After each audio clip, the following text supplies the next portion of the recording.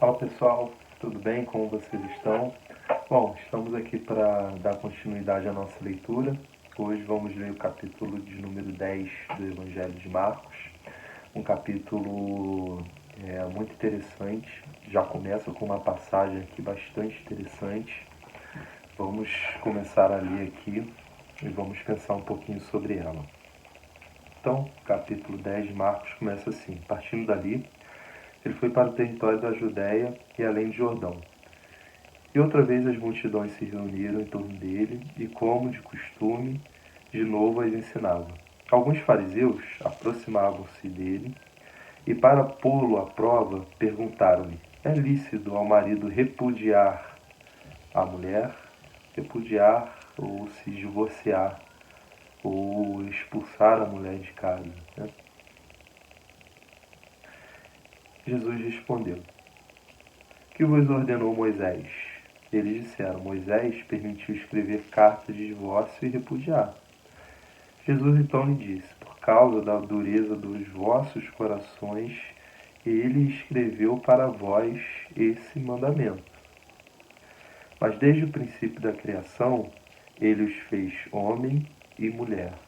Por isso, o homem deixará seu pai e sua mãe, e os dois serão uma só carne, de modo que já não são mais dois, mas uma só carne. Portanto, que Deus uniu, o homem não separe. E em casa, os discípulos voltaram a interrogá-lo a respeito desse ponto. E ele disse: todo aquele que repudiar sua mulher e desposar outra, comete adultério contra a primeira. E se essa repudiar seu marido e desposar outro, comete adultério.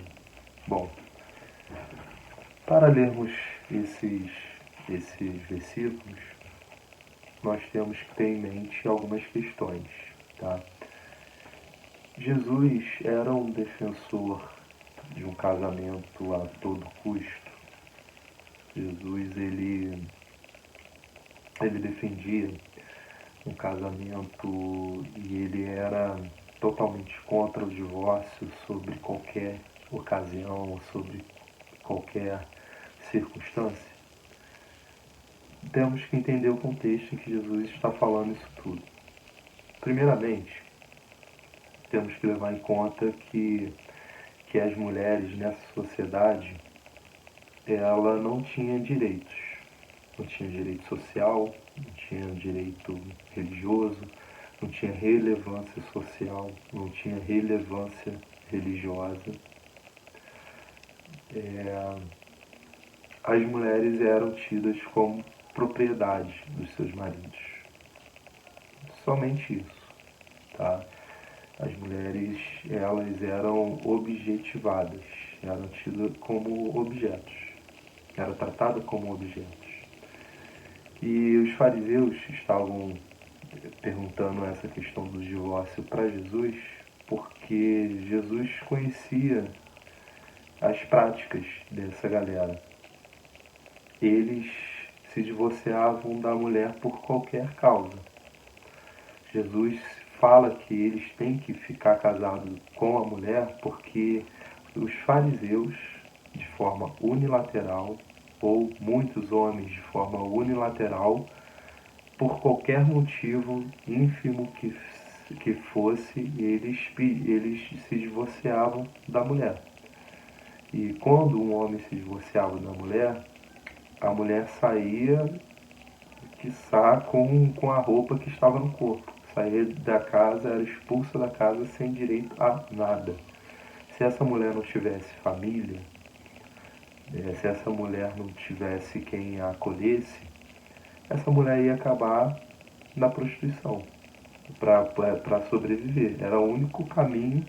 Se a mulher não conseguisse se casar de maneira rápida, e mesmo assim não eram todos que queriam se casar, porque ela já tinha sido casada antes, ela já tinha pertencido a um outro homem antes. Então essa mulher muito provavelmente iria acabar na prostituição, ia acabar na miséria, ia acabar sendo estuprada direto, né, por várias pessoas. Então o que Jesus está falando aqui é que ele é contra a separação por causa desse contexto social. tá? Porque a mulher saía sem direito a nada. E mais, o divórcio era sempre de forma unilateral. Era sempre o homem quem queria se divorciar. A mulher não tinha direito de escolha também, se ela estivesse dentro de um casamento abusivo, ela não tinha esse direito de escolha de se divorciar. E eram realmente usadas situações assim. O homem poderia alegar, por exemplo, que a mulher não está o satisfazendo. Então, isso já era motivo para ele conseguir se divorciar dessa mulher. Eram dados motivos assim irrisórios. Essa mulher não cozinha bem, então eu acho que ela não é uma boa mulher, uma boa administradora do lar, então eu quero divórcio. Eu vou me divorciar dela. E expulsava essa mulher de casa sem direito nenhum. Então o divórcio que Jesus está falando que é contra é um divórcio que tira toda a possibilidade da mulher sobreviver, que joga a mulher na rua sem direito a nada, né? E é um divórcio em que o homem propõe de forma unilateral. Certamente, se fosse nos dias de hoje, tá, em que as mulheres, depois de divorciadas, elas têm os seus direitos preservados, né, tem toda a situação ali da partilha de bens para o homem, para a mulher, de tudo que eles conquistaram junto, né? A mulher não fica totalmente desamparada. E também a mulher, ela tem o direito de pedir o divórcio. Certamente Jesus não seria contra nessa situação, né? Porque muito melhor que uma pessoa se divorcie do que viva infeliz. A proposta de Jesus não é uma vida infeliz. A proposta de Jesus é muito pelo contrário, é uma vida boa, uma vida justa, uma vida digna. Então Jesus, se a gente fosse trazer para o nosso contexto atual, onde as pessoas têm os seus direitos, onde as mulheres têm os seus direitos preservados, certamente não seria dessa forma. Então as pessoas tentam usar até mesmo de forma ou maldosa ou de forma a não levar em conta o contexto social em que Jesus disse nessa passagem e tentam pregar ou tentam falar de forma com que as pessoas não podem se divorciar em hipótese nenhuma ou tenta abrir poucas exceções para que haja o divórcio. Não é essa a proposta de Jesus. A proposta de Jesus é específica para esse tempo por causa do contexto social e por causa da dureza de coração desses homens que faziam dessa forma. Eles iam colecionando mulheres diferentes na sua vida e iam dispensando essas mulheres como se fossem objetos. As mulheres eram realmente tratadas como objetos. E uma das causas que Jesus mais lutou durante seu ministério foi pela dignidade da mulher, foi para a igualdade da mulher. Foi justamente quebrar esse padrão da mulher ser submissa ao homem. A mulher não tem que ser submissa ao homem. Todos foram feitos iguais. Todos são iguais perante Deus e Jesus é contra qualquer tipo de submissão. Jesus é contra qualquer tipo de escravização ou de inferiorização, seja lá de quem for, né? Homens e mulheres foram criados à imagem de Deus. Não existe um superior ao outro, não existe um mais importante do que o outro. Bom, e uma das questões até que nos explica, e as pessoas tentam romantizar muitas vezes, é a questão do dote, né? Que o noivo ia lá e pagava um dote ao pai da noiva para que ele pudesse se casar com a mulher. Na verdade, o dote não é nada mais, nada menos uma compensação financeira que o noivo dava para o pai da noiva porque estava tirando uma mão de obra da casa do pai da noiva. Na verdade, o noivo estava comprando a noiva. Era uma forma de compra, era um comércio. não tem nada de romântico nisso. A mulher era tida como um objeto, como uma propriedade do homem, tá? Então, voltando aqui então, é sempre importante que a gente leia e a gente tenha em mente o contexto e o que motivou Jesus a falar essas coisas para estas pessoas.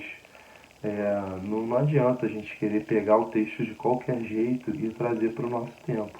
Ao invés de falar que Jesus era contra o divórcio e por isso as mulheres têm que se sujeitar a tudo e quieta e tem que apenas orar a Deus para que Deus mude o coração ou que mude, faça um milagre e mude o marido dela, nós devemos incentivar essas mulheres a lutar pela libertação delas, desse sistema, desse casamento opressor, desse, desse marido que tanto faz mal a ela. E devemos apoiá-la e ajudá-la quando ou se ela conseguir se libertar dessa situação, né? Então nós temos que pensar mais dessa forma. Para você ter uma noção, no Brasil, a mulher só foi ter direito a pedir o divórcio em 1977. Gente, isso não tem nem 50 anos. Tá? Então, há 50 anos atrás, a mulher não tinha nem direito a pedir o divórcio. Que dirá há 2000 e cacetada de anos atrás, né? Então, nós temos que levar em conta o contexto em que se foi falado essas coisas, o contexto em que Jesus falou essas coisas, né? E pensar que hoje em dia, graças a Deus, as coisas mudaram, né? Então a mulher tem mais dignidade, a mulher tem mais direitos do que tinha naquela época, ok? Bom, continuando então, vamos ler a partir do versículo 17, que é outra passagem muito interessante, que diz assim: Ao retornar a seu caminho, alguém correu e ajoelhou-se diante dele, perguntando: Bom mestre, que farei para herdar a vida eterna? Respondeu Jesus: Por que me chamas bom? Ninguém é bom, senão só Deus. Tu conheces os mandamentos? Não mates, não cometas adultério, não roubes, não levantes falso testemunho, não defraudes ninguém, honra teu pai e tua mãe. Então ele replicou: Mestre, a tudo isso eu tenho guardado desde minha juventude. Fitando, Jesus o amou e disse: Uma coisa só te falta. Vai e vende o que tens, dá aos pobres e terás um tesouro no céu. Depois vem e segue-me.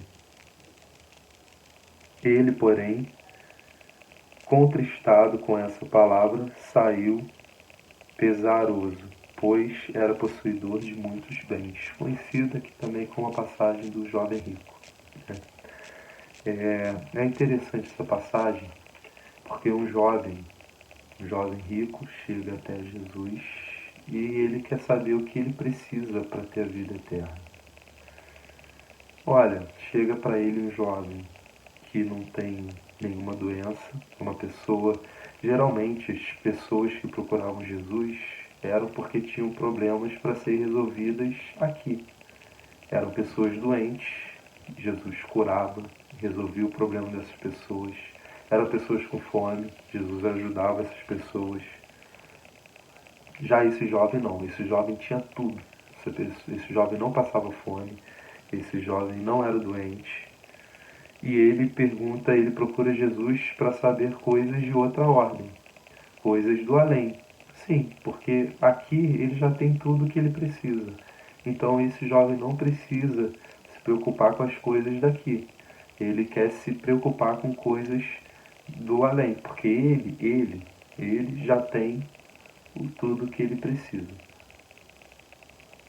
Tá? Então, e esse jovem é um jovem bom, ele é um homem bom, ele não é uma pessoa ruim. Tá? E aqui acontece algo interessante. Jesus lá fala os mandamentos para os jovens, para esse jovem, e ele cumpre todos os mandamentos. Ele a tudo tem cumprido desde a sua juventude. Então, uma pessoa extremamente, além de ter riquezas, além de ser uma pessoa boa, é uma pessoa religiosa, é uma pessoa zelosa. Então, uma pessoa que tenta não pecar, né? É uma pessoa santa, é uma pessoa que está ali e que cumpre afinco, cumpre fielmente todos os mandamentos. Ele é cumpridor dos mandamentos. Mas Jesus mostra que cumprir os mandamentos não basta. Essa questão da moralidade, de achar que a moral é que te salva, você não pode pecar porque isso é contra a moral, isso não basta. Não basta você apenas cumprir os mandamentos. Esse jovem foi procurar Jesus porque ele já tinha tudo o que ele precisava aqui. E ele queria garantir para ele a vida eterna, algo além. Ele pensa na sua salvação, mas é incapaz de pensar nos outros, porque ele já tem tudo o que ele precisa. E ele quer, já que aqui na terra ele tem tudo o que ele precisa, ele quer pensar na sua salvação, mas Jesus o convida a pensar nos que aqui não tem aquilo que eles precisam. Jesus convida esse jovem a apresentar naqueles que não têm o que comer.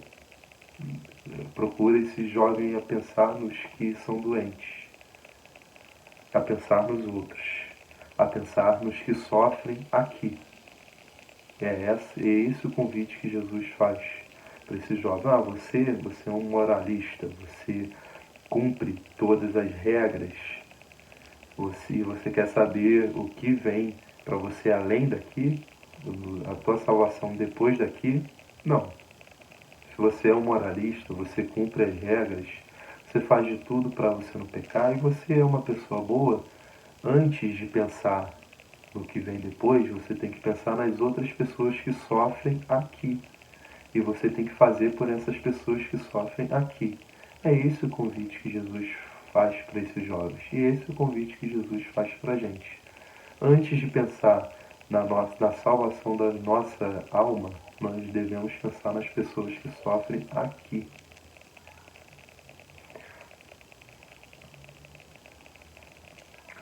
Jesus mostra para esse jovem que é preciso colaborar com um mundo mais justo, tal como Deus quer. Deus quer um mundo justo. Deus quer que as pessoas vivam dignamente. E Jesus mostra para esse jovem que ele precisa colaborar para esse mundo mais justo. Não adianta pensar no pós-vida se você não faz a tua parte para colaborar com o mundo mais justo aqui. E Deus faz um convite para todos nós, assim como fez para esse jovem, para deixar de ser egoísta. Eu já tenho tudo que eu quero, agora eu vou buscar a minha vida eterna e os outros, e o que os outros vivem, e a maneira que os outros vivem, e as dificuldades que os outros passam, isso é problema dos outros. Não.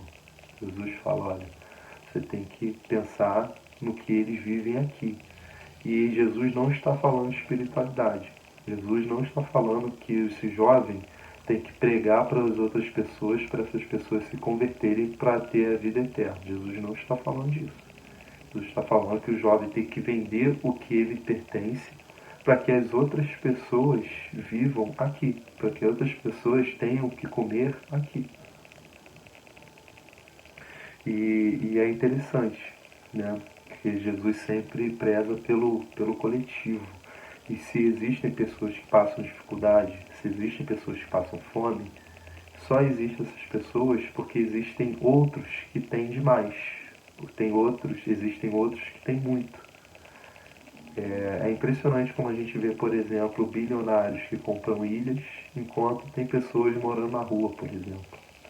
Ou é interessante como a gente vê que pessoas pagam 1.000, 2.000, 3.000, 4.000, 10.000, 20.000, 50.000 numa conta de um restaurante onde eles jantaram numa noite, enquanto tem milhões de pessoas que não têm o mínimo para comer dentro de casa, ou pessoas que não têm o mínimo para se alimentar. Né? E essa disparância é a disparância que causa a desigualdade. Jesus nos chama a lutar contra esse tipo de desigualdade. E a gente vê também a questão do mal do dinheiro, quando o dinheiro toma o papel de Deus. Isso aqui é um claro exemplo de quando o dinheiro toma o papel de Deus. O dinheiro tomou o papel de Deus na vida desse jovem.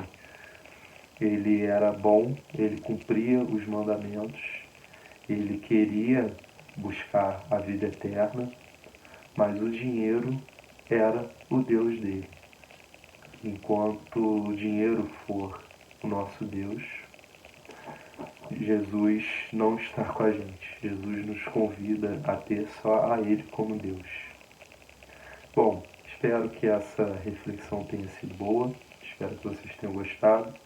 Semana que vem voltamos aí com o capítulo 11 do Evangelho de Marcos. Um abraço. Tchau, tchau.